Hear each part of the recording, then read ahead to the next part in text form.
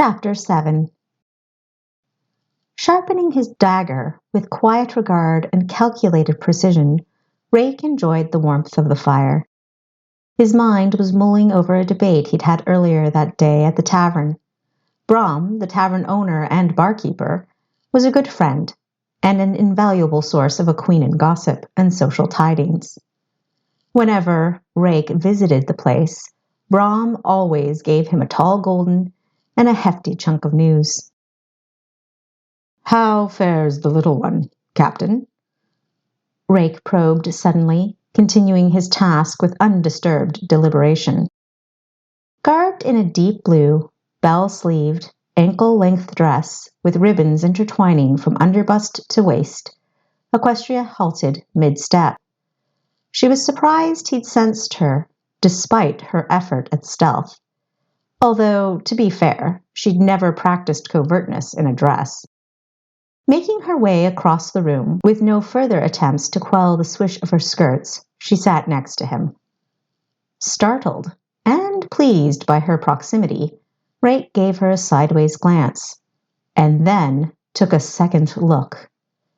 Her thick, dark brown hair was braided and looped around her head in a very pretty style. The dress enhanced her attractive figure and features, particularly her brown eyes.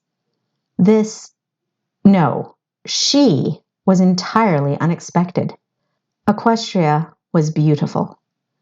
He'd determined this when they'd first met, but he'd categorized her as an elite soldier, a skilled fighter, and a formidable opponent. He hadn't really paid attention to the fact she was a woman, an odd occurrence for him. Until now, his view of her had been strictly professional, uninfluenced by gender or any of her more alluring female traits, like the scent of her skin, the gentle curves gracing her figure, of which he was now acutely aware.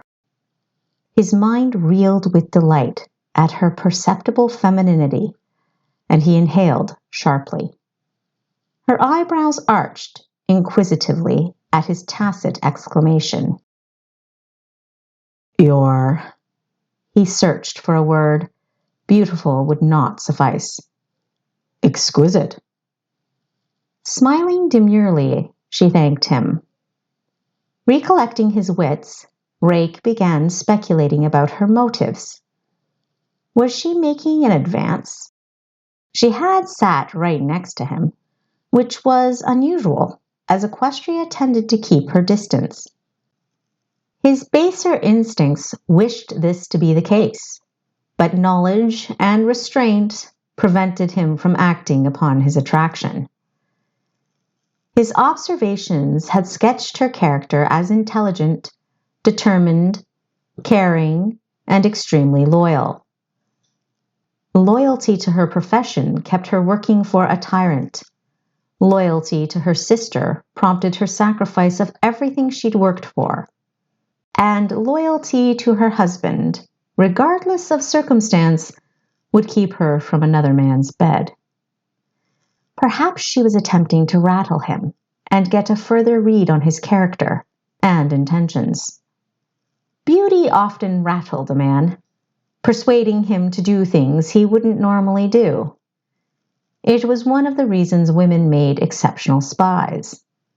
Sure, a man could best secrets out of another man, but a woman could charm secrets out of a man far faster and with much less mess. Perhaps she just craved a conversation, and the most practical place to have that conversation was right next to him. Earlier, feeling cold, he had pulled a wooden bench close to the hearth and sat on one end. His placement somewhat isolated him from the rest of the room, so her sitting on the bench next to him made sense. Rake decided he'd use tact to elicit an answer to his questions. "Are we expecting a wedding or something? The lovebirds figured it out already, did they?" "No, we aren't expecting a wedding. But if Pantheus hasn't communicated his love to my sister by now, I'll hit him over the head myself. I left them alone so he could. Why the dress? And why sit so close to me? Rake winced at his own ineptitude. Cross tacked off the list. Forgive me, but I'm used to seeing you in pants, corsets, leather armor, and the like. And you don't get close. Sighing, she smiled, unoffended by his forwardness, and admitted, Unfortunately, this is the last outfit I could find that doesn't need cleaning, isn't moth-eaten, and fits me. I thought if I have to wear it, I might as well look the part. Ah. Rake, Pantheus informed me that you heard news of my husband yesterday. He inclined his head, both affirming her question and acknowledging, with some disappointment, the reason for her closeness. It was to ask him this very important and personal question. He visited the tavern and spoke the Brahm. He's crafty, nearly impossible to track down. He's here, in Aquina. Was there any mention of another man with him, a man named Werner? Rake shook his head. Who's he? Another reason to worry, she admitted, and briefly described Werner. Well, Werner or no, there's not even a whisper in the wind as to your husband's plans. Whatever they are, though, they'll be soon. If Kessa hadn't injured her leg, we'd have left this morning, Pantheus announced, entering the room. He'd overheard the discussion about Werner, which worried him. Malieous Fayne on his own was grim, but another man with a strong vendetta against Kessa was downright daunting. Beholding Aquestria, Pantheus closed his eyes tightly, and there was a profound sadness in his voice as he said, I haven't seen that dress since my mother wore it. Oh, Pantheus, I'm sorry. Should I change? No, he said firmly. You look lovely, and dresses are meant to be worn. Otherwise, why keep them? You know as well as I do that my mother would be pleased you're wearing it. It's uncanny, Rake stated. Simultaneously, his companions asked, What is? Sisters. One a tall brunette with brown eyes, and the other a blue-eyed blonde, significantly shorter. If I didn't know you two were related, I wouldn't have ever guessed. Having been told that the Decoras and Aegeons were close family friends, and now confronting the siblings' dissimilarities, Rake immediately suspected an illicit affair between Lord Philip, Pantheus' father, and Lady Decora. Kessa's got more features in common with Pantheus than you, Aquestria. Rake's implication discernible, Aquestria laughed. How your mind works is what's really uncanny here, Rake. Cool your heels, boy. I inherited my father's features, and Kessa is the spitting image of our mother. If you need more proof that Kessa is from the same lineage as me, my parents were in Cyrene around the time Kessa was conceived, nowhere near Aquina, where the Aegeans were. And my mother was an honest woman, entirely devoted to my father. Pantheus didn't find the suggestion that his father and Lady Decora had been unfaithful to their spouses as humorous as Aquestria, and told Rake as much. Rake shrugged, stating, It was just an observation. I meant no offense. I'm sorry. While Aquestria instantly forgave him, Pantheus harumphed. Sheathing his dagger, Rake changed the subject, inquiring, Where's the little one? Pantheus, his face reddening ever so slightly, said, She's freshening up. She asked for you, Aquestria. A maid is with her presently. Aquestria excused herself and left the room. Rake chuckled impishly, and under his breath intoned, Question is whether Kessa's still a maid or not. Playfully whacking his companion upside the head, Pantheus chided. None of your concern.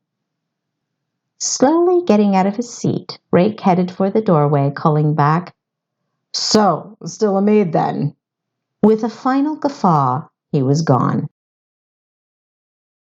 Freshly bathed and swathed in a handmade quilt, Kessa sat cozily in a rocking chair. Looking up, she beheld her sister framed in the doorway and blinked conspicuously, as if she couldn't believe her eyes. With a perceptive smile, Aquestria entered the room and gave her sister a big hug. Deeply touched by this expression of love, Kessa blurted, I'm so sorry, sis. I've been beastly towards you, haven't I? Exhaling, she held on to her sister tightly. I hope you can forgive me for being so foolish. Kess, I understand. Letting go of her sister, Aquestria surveyed the room, suddenly feeling as though something wasn't right. Suspiciously, she observed the open window, and her eyes narrowed. It was not customary to open windows while bathing in the fall, for fear of catching a chill. There is nothing to forgive, she assured Kessa, scanning the area again for anything else amiss. Just then the maid arrived with clothing. Miss, I'm sorry, but I couldn't find any more pants. A dress or a skirt. Those are your choices, I'm afraid. Kessa scowled. Thanks for trying, Odette. Do you know when laundry day is? Odette, a pretty brunette with long, dark eyelashes, slipped a white shirt with puffed, elbow-length sleeves over top Kessa's undergarments. Today, miss. Won't be long until your clothes are done. Selecting the next piece of clothing, a dark green bodice, she wrapped it around Kessa and pulled the front drawstring tight, causing Kessa to puff. Not so tight, Odette. But your figure, miss. The lift is attractive on you. Aquestria closed the window and laughed at Kessa's blush. She briefly examined the pale gold skirt that would go on next and approved. Carefully, Kessa stood up, and after she and Odette worked to get the skirt on, Aquestria brushed her sister's hair.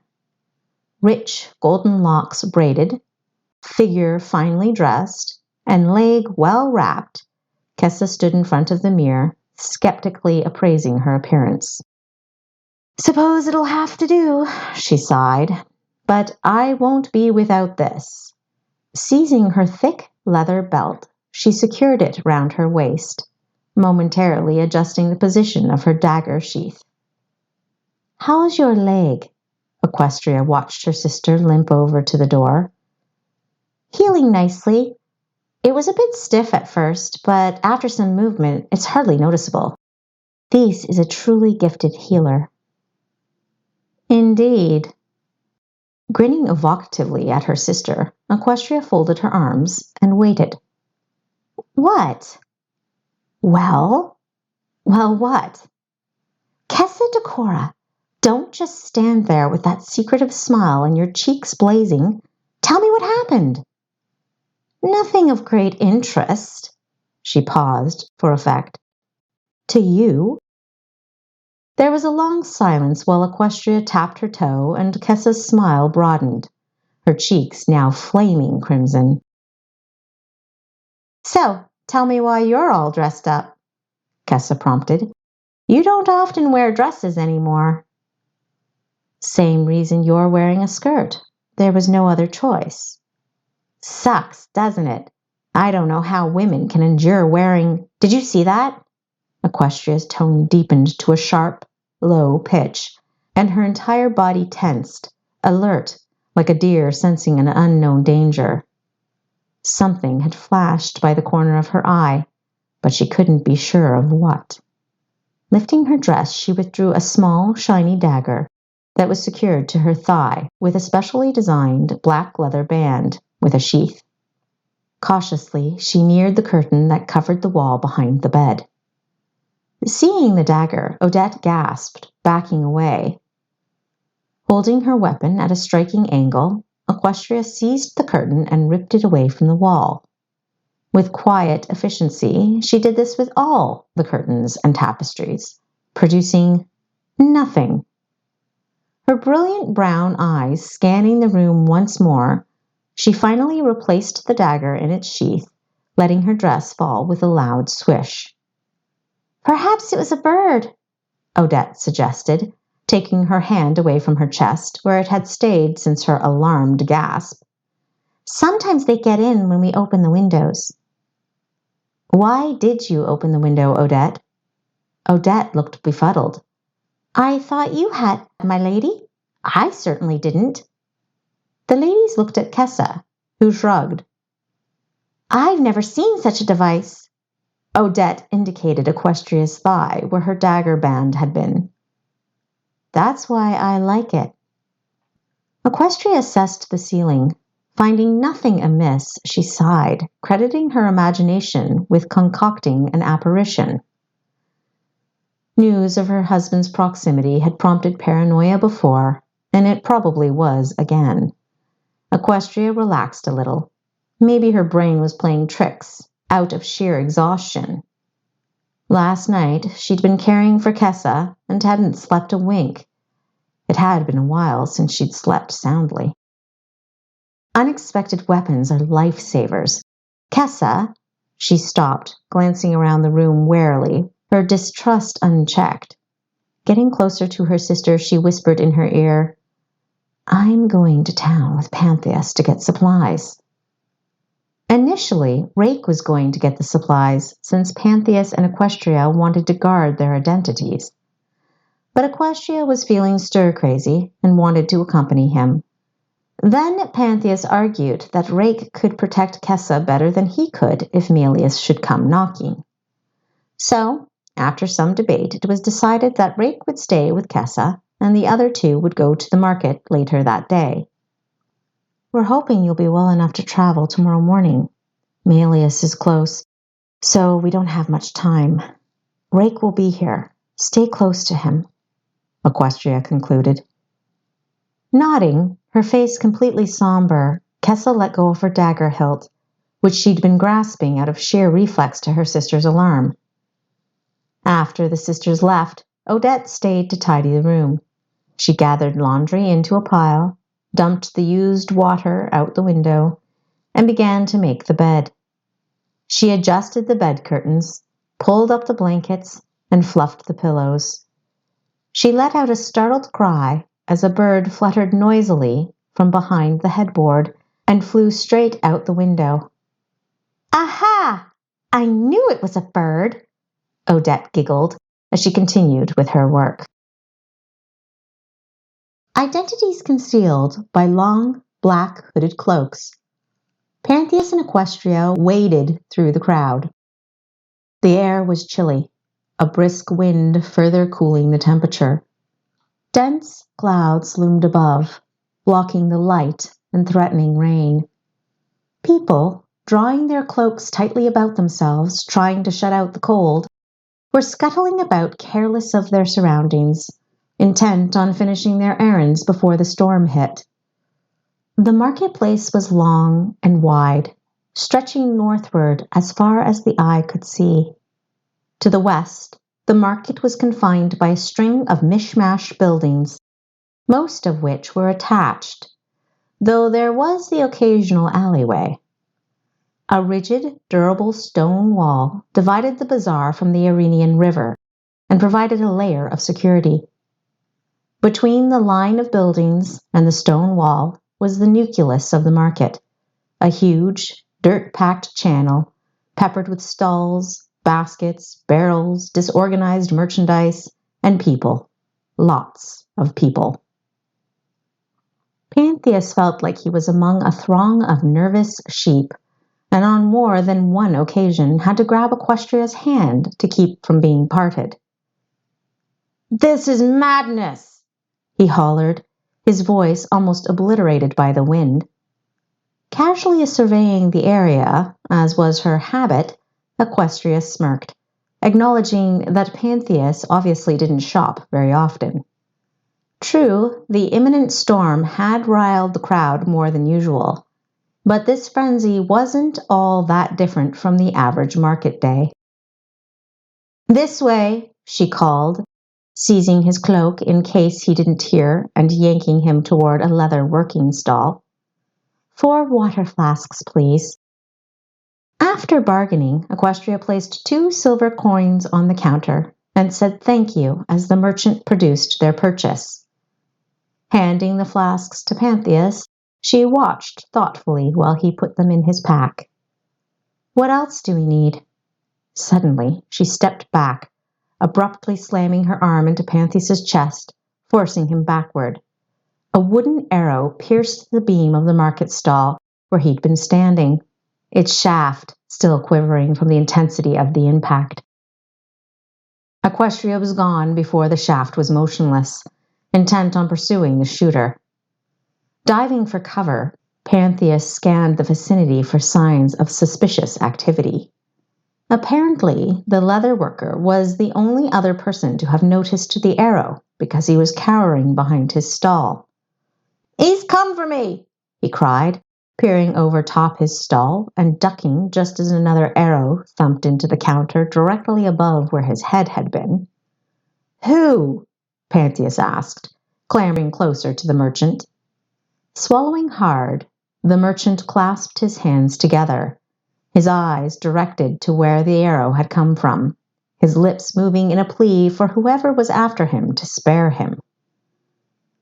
Pantheus seized his arm impatiently. "Who is after you, man?" Before the man could answer, Pantheus saw the crowd systematically clear a large circle around 2 people. Equestria, holding a discharged crossbow, stood over a man lying face down in the dirt. Seconds later, the man rolled away from her and got to his feet. "Kale," the merchant announced shakily. Thunder clapped, accentuating the merchant's dread. Hesitantly, he left his hiding place, his eyes darting around warily. "It must be Kale. He's Drayden's most feared collector. He rips people apart. I owe Drayden money. I missed 2 payments, and Drayden said if it happened again, he'd send Kale. I should have paid him yesterday, but I didn't have the money. I was hoping to make enough today. I didn't think he'd send Kale so quickly. Help your lady if you can, friend. I'm sure glad you paid up front." Brows lifting, lips sliding to the side, Pantheus reevaluated the crowd for any additional threats. Every soul in Aquina had heard of Drayden. A dangerous, relentless moneylender and his pet assassin, Kale. Everyone had heard of them, but few people had met Kale and lived to say so. Kale's habit of carving his signature K somewhere on his victims' mangled bodies did all the talking. Pantheus himself had searched extensively for Drayden and Kale in the past, with no luck. Leaving the merchant, Pantheus made his way through the throng, listening and observing. "Did you see what happened?" someone was asking. "Yeah, I can't believe it. It happened so fast. She appeared out of nowhere, and in a flash disarmed him and slammed him on the ground." Another person piped up, "I didn't even know he was right next to me. He took a shot at that merchant." The person pointed at the arrow in the leather worker's stall. "I was right next to him. Barely noticed."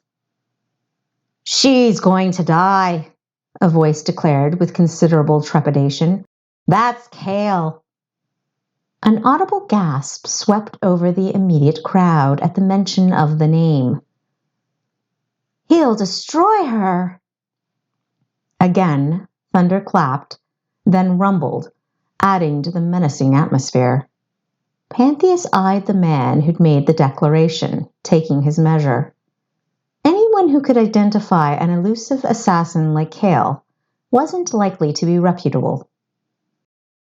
"It's a marvel she found him, let alone disarmed him." "Fools!" another person exclaimed.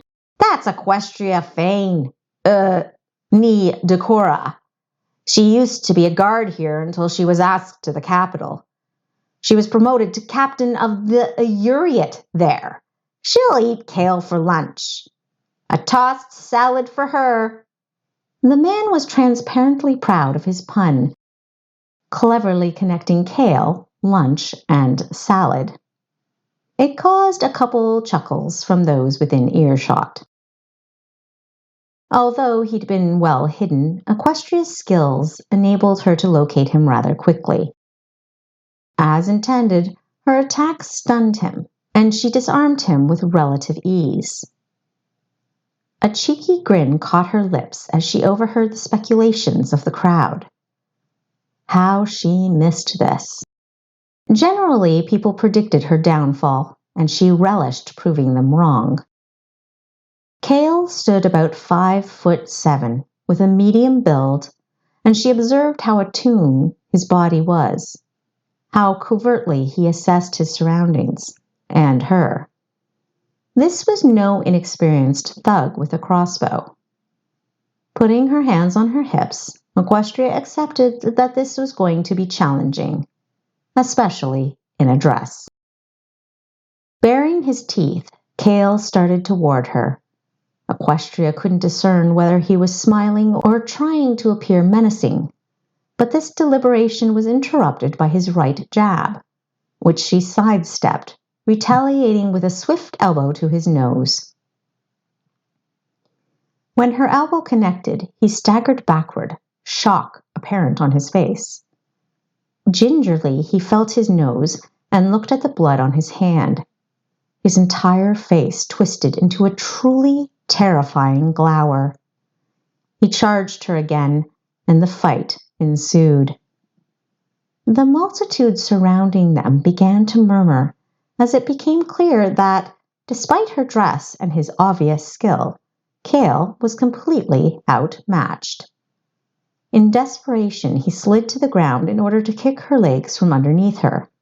She was expecting this and jumped out of the way, but not before he seized her dress, unbalancing her. She tumbled down face first and would have hurt herself if she hadn't broken her fall with her forearms.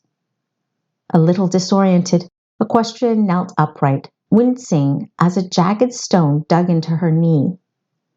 Kale threw the skirt of the dress over her head and completely immobilized her torso by wrapping his arms around her. The wind howled. Was it the wind?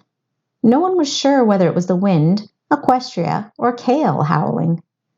Infuriated that he'd managed to use her dress to restrain her, not to mention revealing her petticoat to everyone, Equestria snapped her head back, hoping to butt his head, but only connected with his rock-solid chest. The resulting thud was simultaneous with another thunderclap. Lightning rent the darkened sky. People skittered, some gasping audibly, all torn between their desire to watch the fight and their instinct to escape the storm. Sensing he was going for the chokehold, Equestria quickly lowered her chin, blocking his access. Now that he was concentrating on choking her, his grip on her arms slackened. Equestria's hands tightened to fists, and she thrust both elbows backward blindly. Her elbows collided with his hip bones, causing both of them pain. His reflexes hunched him over, leaving him vulnerable to another headbutt, which she delivered swiftly. Kale grunted when their heads clashed and released her as his nose spurted fresh blood. The wind whipped, assisting her in moving her dress out of the way. Equestria turned to face her foe and in a flash knocked Kale flat. She pinned him in an excruciating arm lock. Snarling, he squirmed in agony as she demanded he yield. The wind ceased. Thunder clapped. Lightning lit up the sky.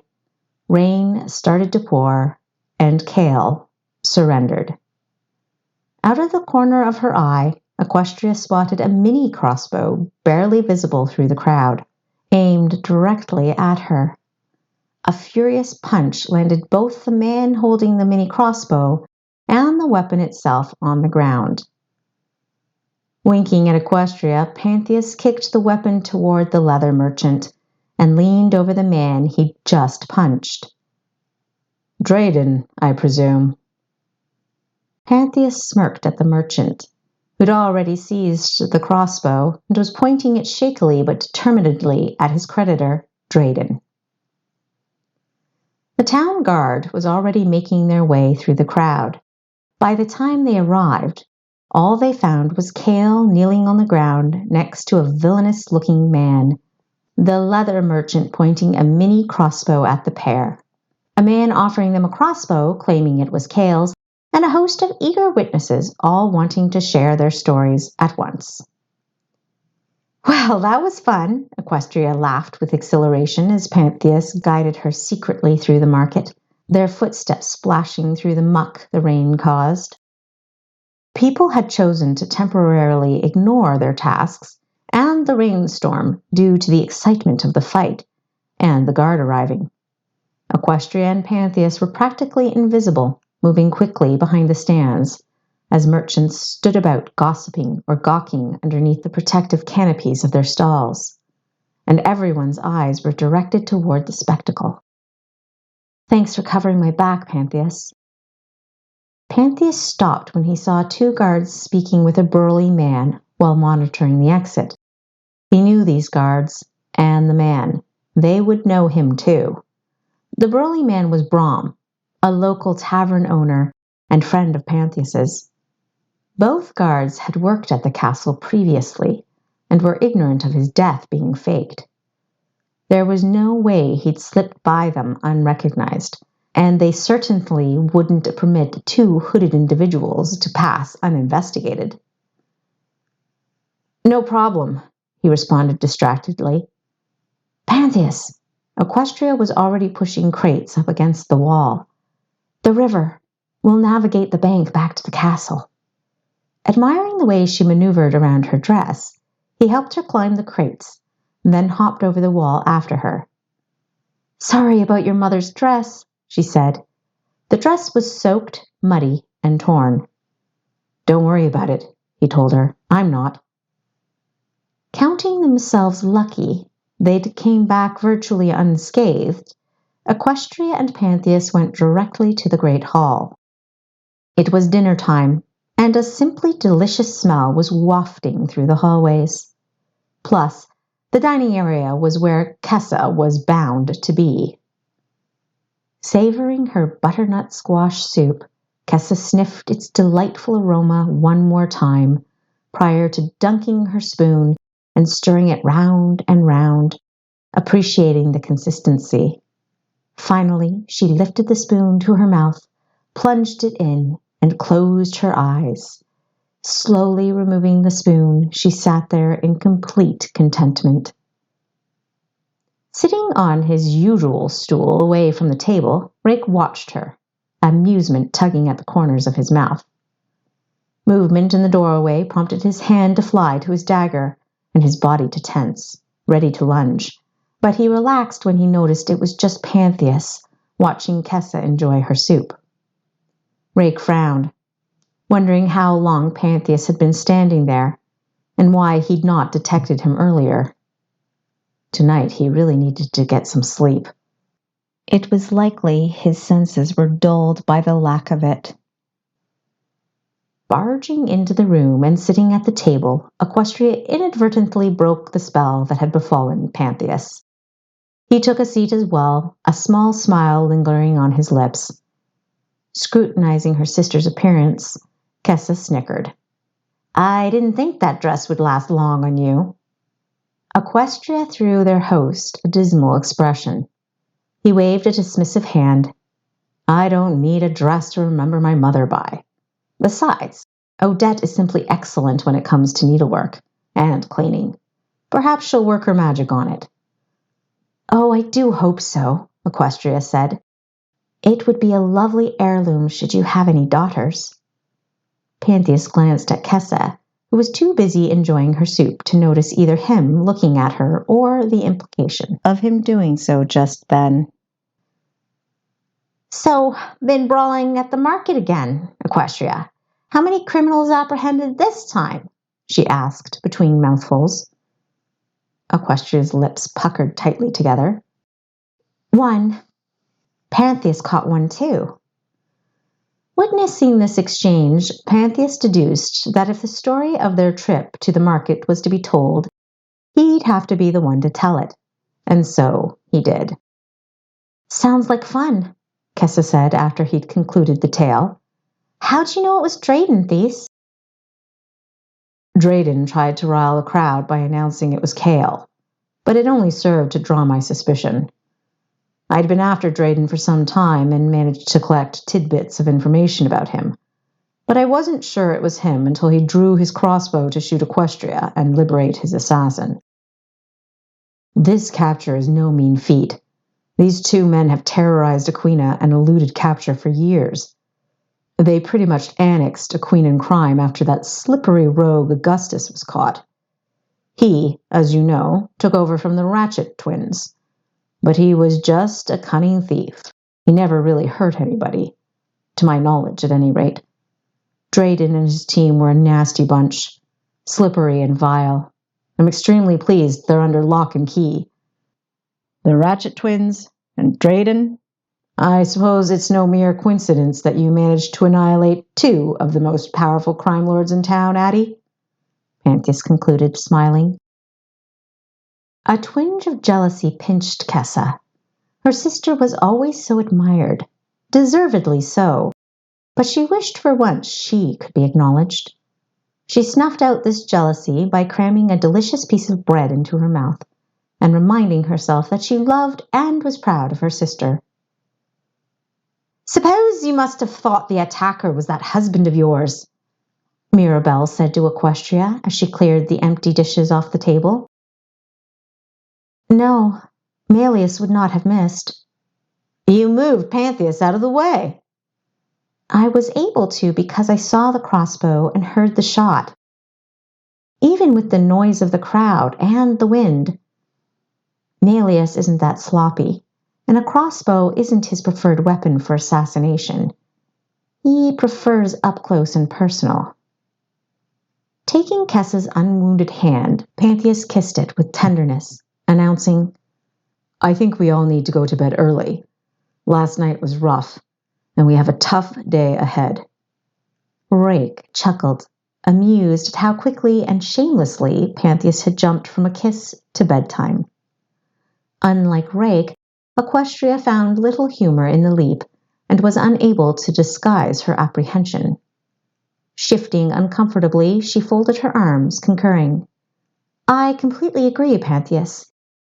Let's go to our room, Kess."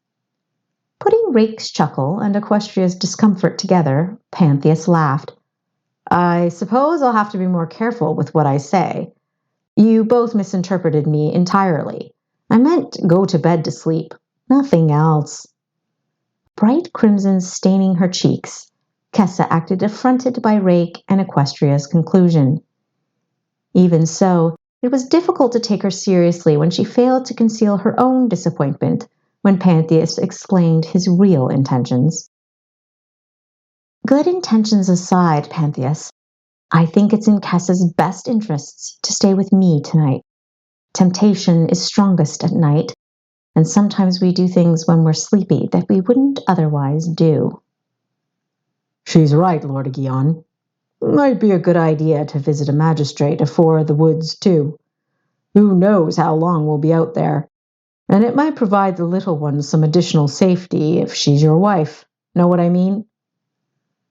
"I can take care of myself, by Ash. There is no need to stand around planning my existence for me just because Pantheus and I have declared our feelings for one another," Kessa retorted, so indignantly that no one dared reply. "Tonight, I will sleep in the same room as my sister. Good night." She kissed Pantheus deeply and passionately, ignoring the growing uneasiness of their spectators. "Good night, Thies." Leaving him speechless and a little dazed, she grabbed her sister's hand and pulled her toward the bower. Just as they reached the door to their chamber, Equestria freed her hand and turned back. "I'll be there in a moment, Kessa. I need to get something from Pantheus." Locating Pantheus and Rake in the sanatorium, Equestria leaned on the doorframe and said, "I'm sorry if I offended you." Shrugging, Pantheus gave Rake a small glass of green liquid and watched as he drank it. Night, Rake. Rake squeezed through the door, nodding at her on his way out. You didn't.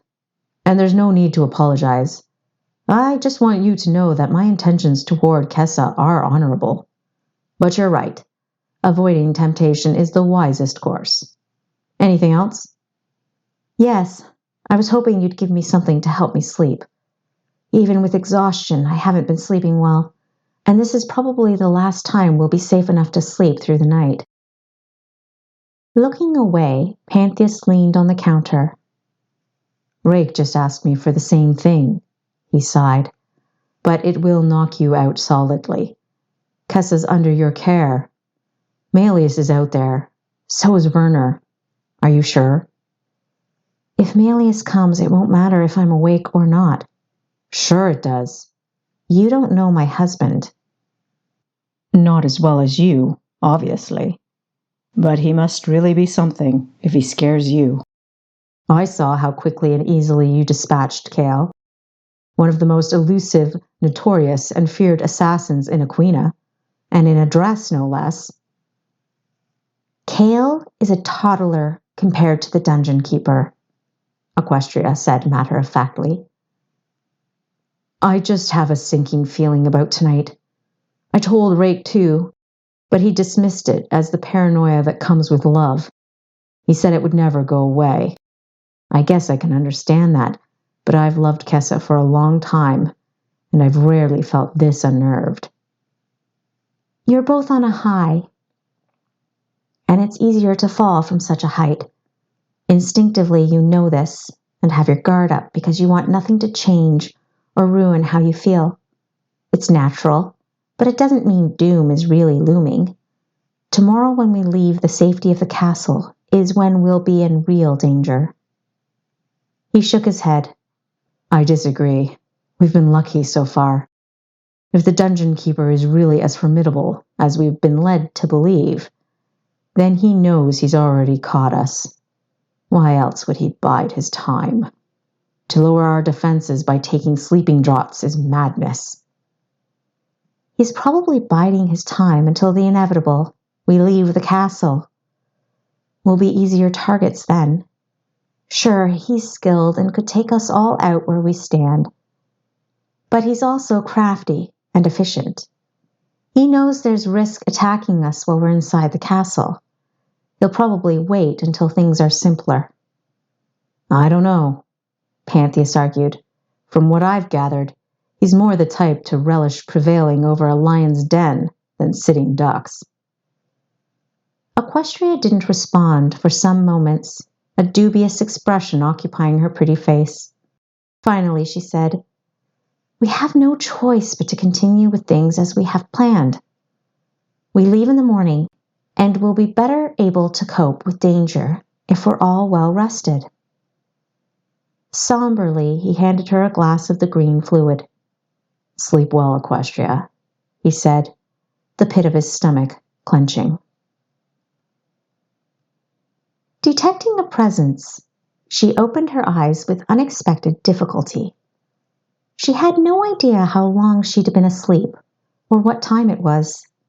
She remembered climbing into bed next to her slumbering sister, rolling onto her side and her head hitting the pillow.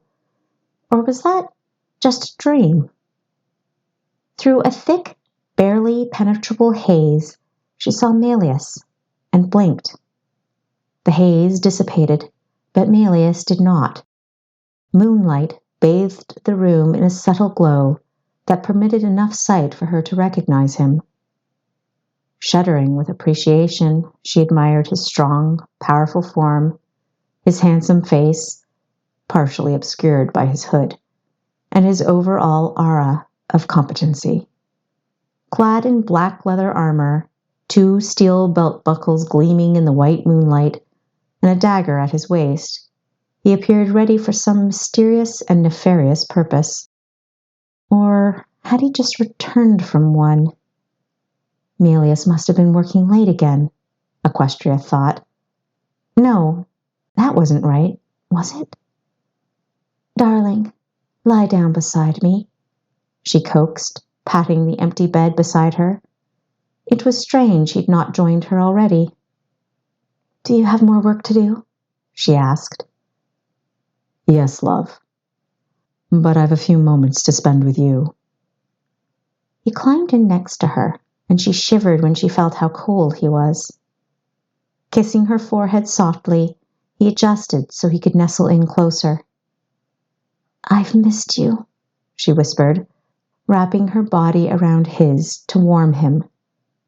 I've missed you too. There was something very sad in his voice that sparked a recollection of pain. Dreadful sorrow tearing her apart, tearing them apart. What had happened to cause this mutual pain and sorrow? She couldn't recall. She didn't care. She wanted it gone. Wanted to feel unified once again. She wanted him. With tenacity, she worked to unbuckle his armor. Gently, he grasped her hands, removing them from their task. You looked stunning today in that blue dress, he said. Feeling him shift slightly, she realized he was preparing to leave. She didn't want him to go. Not just yet. The very thought of him leaving caused an overwhelming ache in her chest and a painful lump to well up in her throat. Somehow, she knew it might be a very long time until they were together again, like this. Heart pounding, she resolved to keep him from leaving, to reconcile with him. Reconcile? Reconcile what? Rolling on top of him, she halted his departure. Resting her head on his chest, she listened to his heartbeat, which was rapidly increasing. Don't go just yet, Malieous, she pleaded, pecking his neck, then his cheek, and finally his chin. She thrust her hand underneath his armor, where she'd managed to unbuckle it afore his stopping her. With gentle precision, her fingertips outlined the muscles underneath, impressed by their definition. A barely audible groan escaped his throat, and he shuddered slightly. Raw heat flared through her body at his reaction, and she wanted more, wanted to do and feel more. Love, he began. She could hear his protest, but yearning for his masterful touch, she silenced his objection with a passionate kiss. Whatever caused his hesitation could wait until morning. Tonight, she'd take what she wanted. Feeling the determination in her kiss, and his own desire crusting his inhibitions, Malieous pulled off her nightgown and tossed it aside. Taking hold of her, he flipped her over so he was on top. Pleasure seared her as he skated a single fingertip over her lips, down her chin, her neck, her collarbone, continuing the descent with purpose. With a gentle finality, he whispered, As you wish, my lady.